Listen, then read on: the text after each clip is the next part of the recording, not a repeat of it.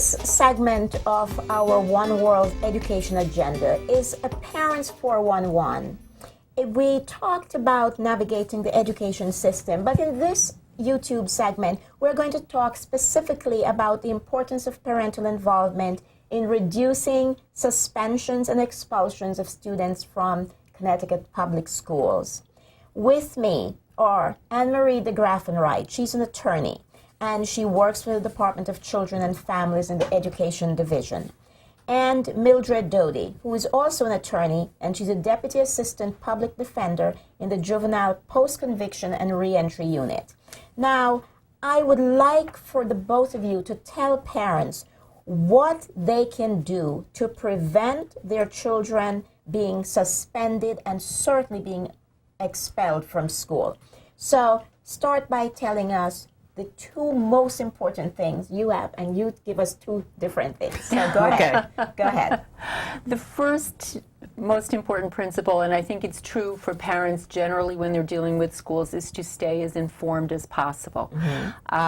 Oftentimes, if the suspensions are the result of some ongoing behavior, there will be some warnings from the teacher, some notes on a report card or a progress report, and the parent should respond, speak to the student about it, contact the teacher, and find out if there are, say, difficult behaviors, what seems to be giving rise to these behaviors. When do they occur? Are there particular triggers? Do they occur at particular times of day, particular classes, when the student is in contact with another student, to really try to get a sense of the context. Okay. I also think that it's important for parents to know what the school rules are and to discuss the school's rules with their child. And reinforce them. And reinforce them. And make the connections between the school rule and the family's rules and the parents' rules in the house so that the student can understand that these are similar. That's really important because frequently the district will give out a notebook or a student organizer, and the rules are in very tiny print in the back. So no one reads them. No one reads them, so it's important for the parent to take on that responsibility and go over them with their child. Okay, what should you do if your child does get suspended? You should find out rather quickly because a notice of the suspension should be sent home to you as the parent. Sometimes the child may try to hide it or not share it with you. So again, it's important also for your child's teachers to be able to contact you directly if a problem arises. But the student is entitled to have an informal review of any suspension. So if the parent is concerned, really? Yes, if the parent is concerned that something different might have happened from what is reported, or the parent just wants to find out more information or find out if their child was really treated fairly, the parent should contact the principal, the vice principal, or another administrator and ask to meet to review the suspension as soon as possible. Okay. Anne-Marie, we know that Black and Hispanic children tend to have a really high percentage of suspensions, disproportionately so to their number in school. As someone who works with the education unit, do you ever get involved in that or deal with parents and help them how to address that? And what's the most effective way to address that?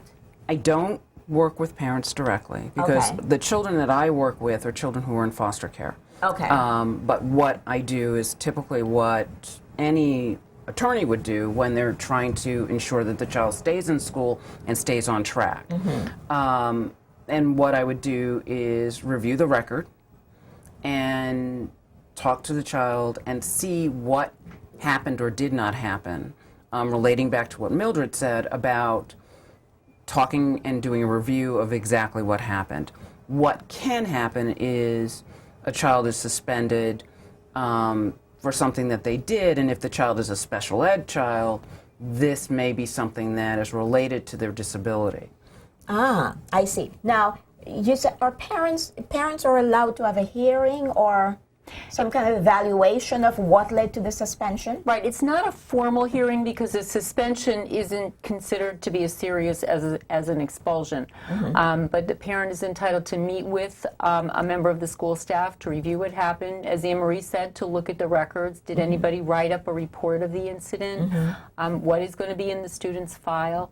And the parent should be able to express their opinion as to whether the child was really treated fairly or not. Okay, for parents who do know that their child or a specific child does seem to get into trouble, and the parents also knows that this child gets into trouble at home as well, what can that parent do to reduce this type of behavior? You know, where can the parent get help, and what should the parent do? The parent can ask for a referral to, or go to the Child Guidance Center or their community mental health center and ask for help with the child. Because there may be something going on that the parent's not aware of, other than seeing the outward behavior, but something may have happened that the parent's unaware of that has led to this type of behavior. So the parent can go, and the parent can also go to the school and ask for a referral to some other organization. To some sort of behavioral health Yes. counseling session or something like that. Or, because it may also be that the child's just hanging out with a crowd that isn't necessarily a well-behaved crowd. And in that instance, the parent may want to get the child involved in community activities at the Y, at the Boys and Girls Club, something that's keeping the child busy but hanging around with positive peers and adults when the parent can't be around. What happens if the child gets expelled? That's really a whole different level of activity because an expulsion means that the child can be excluded from school for up to one full school year. In other words, Really? for up to 180 school days, which is a full school year. Now it can be less, but that's quite a significant event. Now, if that happens, is there something in the system that allows the child to get all the lessons and things that he or she would normally get in school? Yes. The child can get the work. They will not be in, and they can be provided under certain specific circumstances, an alternative education program. The school is required to provide a child up to the age of 16 an alternative education program. Once the child turns 16, it becomes discretionary. Most boards of ed will continue to supply that, but it becomes discretionary if the child has been expelled on more than one occasion. The other thing that the parent needs to know is that all expulsions remain on the student's record up until the time that they graduate from high school.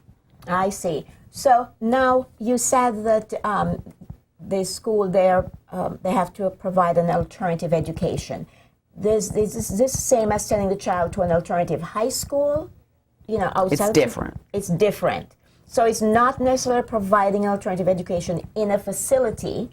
Right. It's not necessarily in a facility. But who would teach the child? Who would monitor the academic information the child is being given during this time? Technically, it is still the Board of Ed that is monitoring the provision of the education. It can be provided in many different ways. Some districts provide it by tutoring.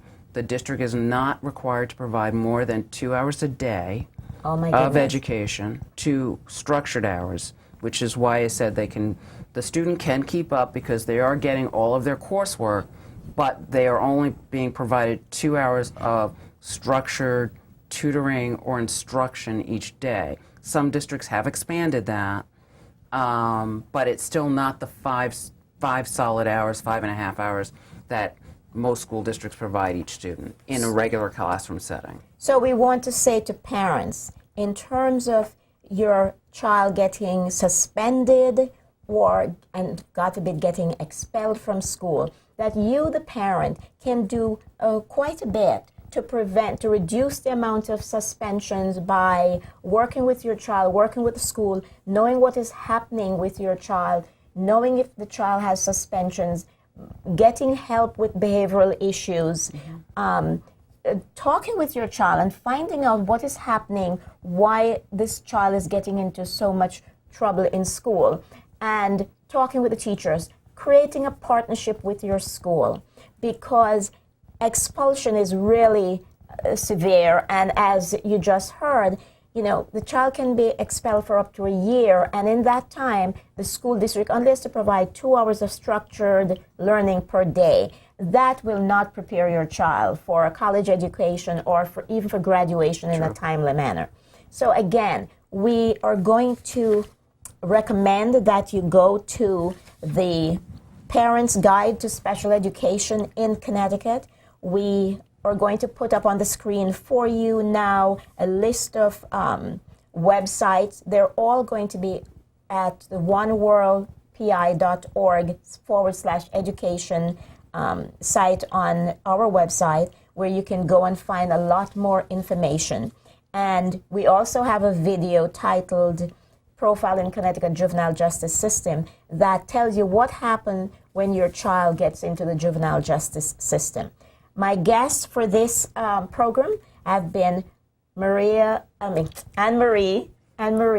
De Graffenright and Mildred Duty. And they're both attorneys, and they both work for the state and helping parents and children to get a good education.